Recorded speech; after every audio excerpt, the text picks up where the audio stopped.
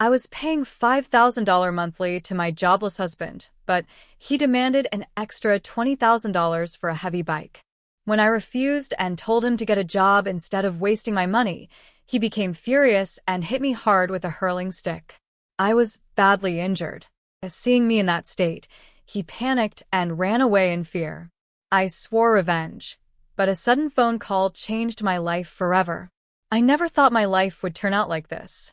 If you had asked me 5 years ago, I would have told you that I was happily married to a man I loved, that I had a stable career, and that things were only going to get better. But life doesn't always go the way we plan, does it? When I first met Daniel, he was charming, ambitious, and full of dreams. We were young, in love, and eager to build a future together. I worked hard in marketing, climbing my way up the corporate ladder, while he explored different career opportunities. When he lost his job 2 years ago, I didn't think much of it. The economy was tough, and I believed in him. I told him not to worry, that I would handle our finances until he found something stable. I never imagined that this would be the beginning of my downfall. At first, Daniel seemed grateful. He assured me that he was looking for work, applying to jobs, and considering business ideas. I trusted him. After all, that's what a marriage is. Trusting your partner, supporting them when they need you. Every month, I gave him an allowance of $5,000, believing that it would help him get by while he figured things out. But months passed, and then a year. Then another. And slowly, things started to change. Daniel stopped looking for work. He stayed home all day, sleeping late, watching TV, spending money like it was endless. I would come home exhausted from a long day at the office, only to find him lounging on the couch, ordering expensive takeout, buying gadgets, and making online purchases that we didn't need. I tried to talk to him about it, suggesting that he should at least consider getting a part-time job, but he always had an excuse. The market is bad. No one's hiring. I need time to figure out my next move. I started to feel more like a provider than a wife. But still I held on. I kept believing that this was just a rough patch, that Daniel would come around, that one day things would go back to normal. Then came the night that changed everything. It started with an argument, one of many we'd been having lately. But this time, it was different. That night, Daniel asked me for $20,000. He said he wanted to buy a heavy motorcycle, something he'd always dreamed of owning. I was in shock. I had been working tirelessly to keep us afloat, paying the bills, covering his expenses, and he had the audacity to ask me for more money, for something completely unnecessary. I refused. I told him no. I told him it was time he took responsibility for his own life, that I was done handing him money, while he did nothing.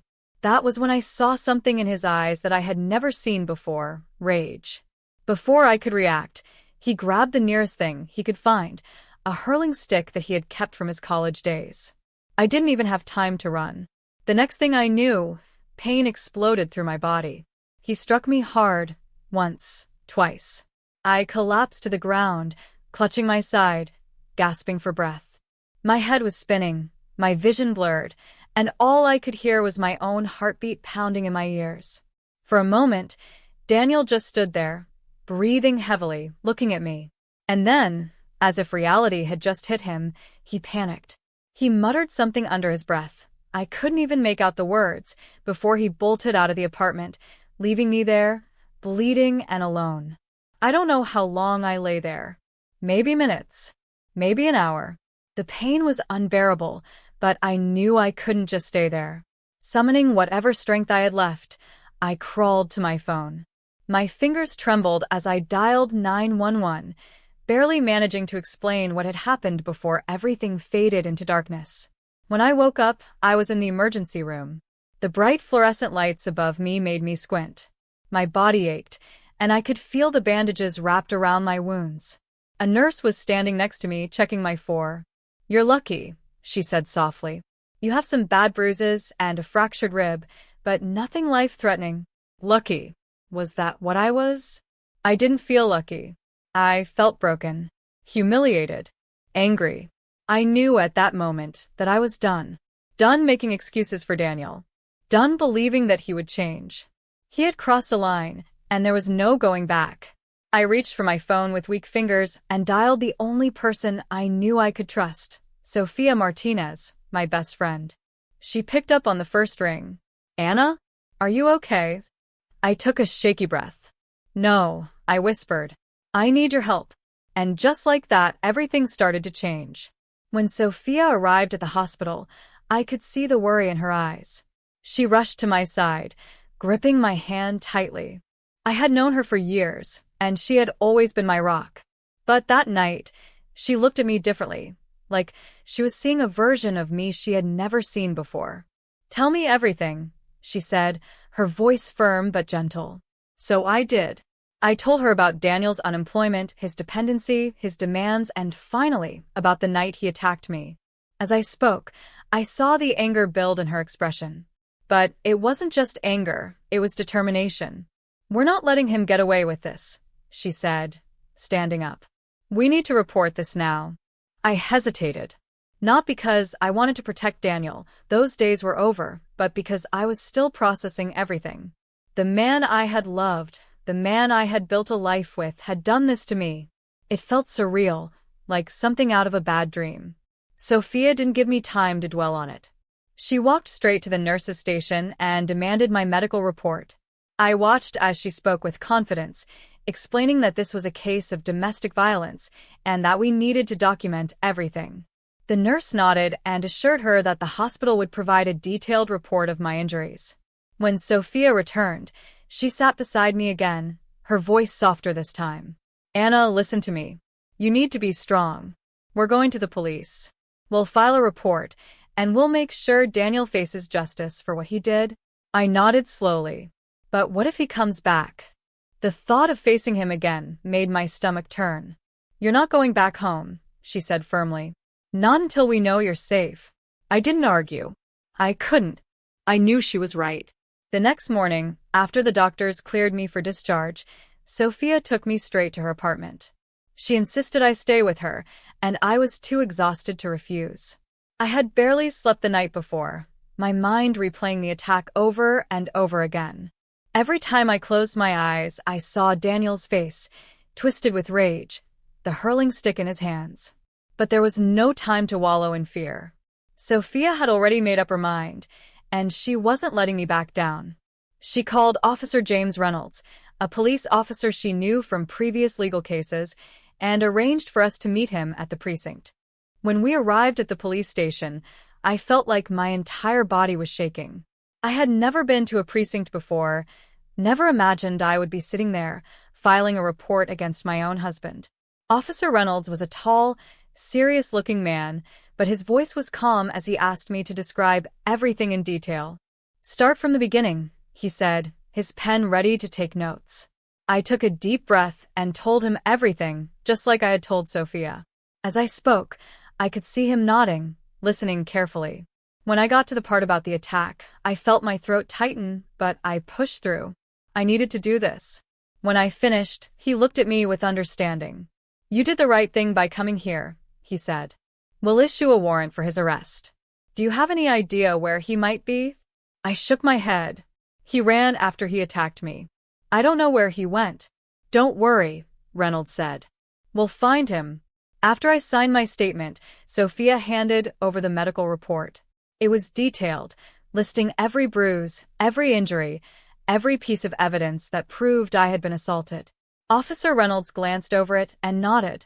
This strengthens your case, he said. With this, we can charge him with aggravated assault and domestic violence. Hearing those words made everything feel real. This was happening. Daniel was no longer just a problem I had to deal with on my own. The law was involved now. But even with the police on my side, I still felt uneasy. Daniel was out there somewhere and I didn't know what he was capable of. Sophia must have sensed my fear because she squeezed my hand. We'll get through this, she said. You're not alone, Anna. I wanted to believe that. That night, I lay awake in Sophia's guest room, staring at the ceiling. The pain in my ribs throbbed, but it wasn't just physical pain that kept me up. It was everything.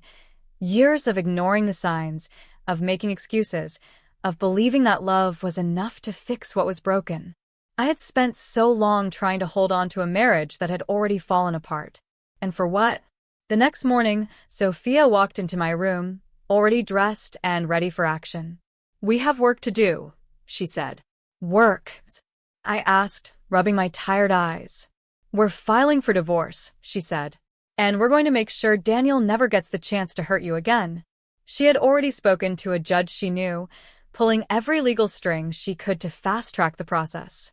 "The moment they arrest him, we're serving him the divorce papers," she said. "You don't owe him anything, Anna. Not your money, not your time, and definitely not your silence." I swallowed hard. I had dreamed of a life with Daniel, but that dream had turned into a nightmare. And now I was finally waking up. For the first time in years, I felt like I was taking control. The days that followed were a blur of emotions: fear, anger, determination. Every time my phone rang, my heart raced, afraid it would be news that Daniel had found me. But Sophia kept reminding me that I was safe, that the police were handling everything. I focused on the legal process. Sophia wasted no time filing for divorce. She worked late nights, making sure every document was in order, ensuring there were no loopholes Daniel could use against me. I sat beside her, watching her type furiously on her laptop, feeling grateful to have someone like her in my corner. "This isn't just about ending your marriage," she said one night. "This is about setting yourself free. You've given him enough of your life. No more." I nodded, but deep down I wondered if it was truly over. Daniel was still out there. He had hurt me once, and I knew he was capable of worse. What if he came back?